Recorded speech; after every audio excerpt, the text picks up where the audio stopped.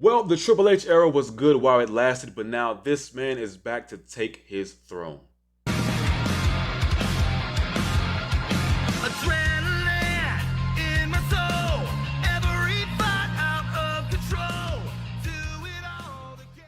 Vince McMahon is back, and if you don't believe it, then you must have not watched the Raw after WrestleMania. Well, actually, that might be a good thing because it wasn't worth watching. We got no NXT call-ups, no debuts. This show was just horrible, minus a couple things on the show. And if you're one of those people who actually believe that Triple H had anything to do with this past Raw, you are delusional, and here's my proof. PW Insider stated on Monday, to no one's surprise, Vince McMahon was personally and heavily involved with Monday's episode of Raw. A number of late rewrites for the episode were ordered before the show and continue as the show well into being on the air, directly from Vince, and there was a huge negative shift in morale.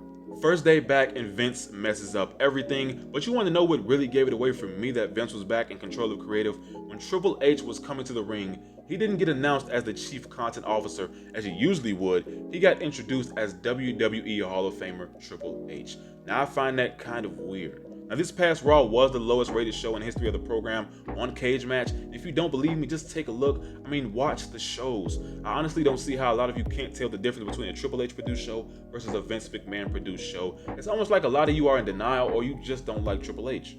Another thing on this past Raw, the term local medical facility was used.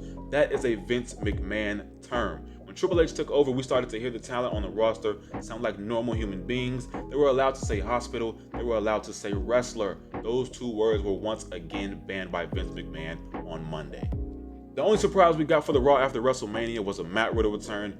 Yeah, the crowd may have popped, but who really cares? Look what they had him do on his first night back. He enters a feud with The Miz, a feud that won't elevate either one of their careers, and the match is already booked for next week's Raw, and I wonder, oh I wonder, who's gonna win it. As I stated earlier, massive changes were made to the script for Monday's show. Two women's number one contenders triple threat matches were cut from the show. Bayley was pulled from the show, and from the looks of this fan footage right here, it seems that Seth Rollins' promo or whatever it was he was supposed to be doing out there also got cut. Now this isn't confirmed, but it doesn't have to be, just use your common sense. Seth made his way out to the ring just so he could hear the crowd sing, and then he leaves? Really? We see Seth in the backstage area, he walks out to the ring, and then we get sent to a commercial break, only to return and he's standing in the middle of the ring, being harmonized by the crowd singing his song, and then he leaves. And I was left clueless, just like everybody else, like, that's it? What was the point? Then I thought about it for a couple seconds, I was like, this show has been a little bit off, so maybe Vince might have cut it. And I just feel horrible for everyone in the locker room who had high hopes for the future when Triple H was put in charge. Everyone was happier, backstage morale was at an all-time high, and now all of that has been bulldozed deep down into the ground and covered in cement by Vince McMahon, whose name was number one trending in all of combat sports on Monday. And no, it wasn't for a good reason. It's because everyone was expressing how much of a disappointment the Raw after WrestleMania was, after coming off of a great WrestleMania weekend. And we're all fed up with Vince McMahon, and he needs to go. Oh, and let me not forget to mention what the hell happened to Cody Rhodes. I bet the moment he saw Vince backstage, he started to regret ever walking away from AEW, and I wouldn't even blame him, because what the hell was the reason for Brock attacking Cody? To me and a lot of other people, it seems like they're going to recreate the 2012 storyline of Brock and John Cena with Brock and Cody Rhodes. Why does Cody have to fight Brock? The plans were already written for WrestleMania Backlash, because Vince might change it back. So it seemed like the plans for Cody to team up with KO and Sammy to take on Roman and the Usos in a 6-man tag team match at Backlash, and that's thrown out the window. No, this isn't confirmed. This is just me using common sense once again, because from now, what we've seen on Raw, Cody's going to be feuding with Brock, and where else are they going to end this feud? On a regular Raw?